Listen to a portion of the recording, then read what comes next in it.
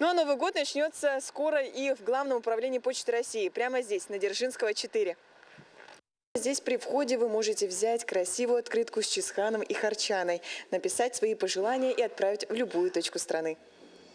Свои поздравления жители города Якутска смогут отправить 1 декабря. Программа призвана не только порадовать жителей Якутии, но и поделиться праздничным настроением и колоритом северного края со всей России. Почта России гарантирует доставку открыток в любую точку страны, независимо от удаленности адресата. Вот только что отправил новогоднее поздравление Великий Устюг Деду Морозу.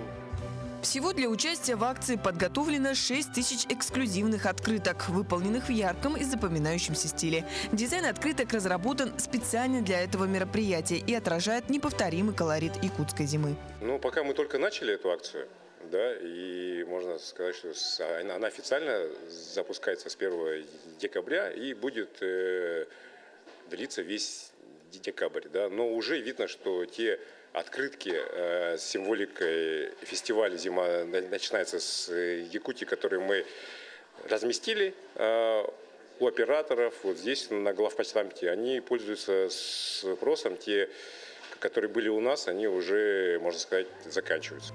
Многие жители Якутска уже выразили желание отправить открытки своим родным и близким, проживающим в других городах и регионах России. Эта акция станет отличным способом поддержать связь с семьей и друзьями. Кому вы хотели отправить? Может быть, сестре. Она переехала в Мирный, и можно было бы поздравить ее с Новым годом. Наверное, ужин на СВО. Отправлю подруге своей в Ставрополе. Маме бы отправил, семье, вот в Тампонский район, в деревню свою родную. У меня в Санкт-Петербурге родственники есть, в Москву, ну и свой родной район Верхоянский. Открытки можно будет получить бесплатно в Центральном почтовом отделении Якутска. Организаторы акции надеются, что она станет ярким событием фестиваля и поспособствует созданию атмосферы настоящего зимнего волшебства, объединив жителей Якутии и всех, кто ценит красоту и традиции этого уникального региона. Дарья Короленкова, Григорий Хлопков, Якутск.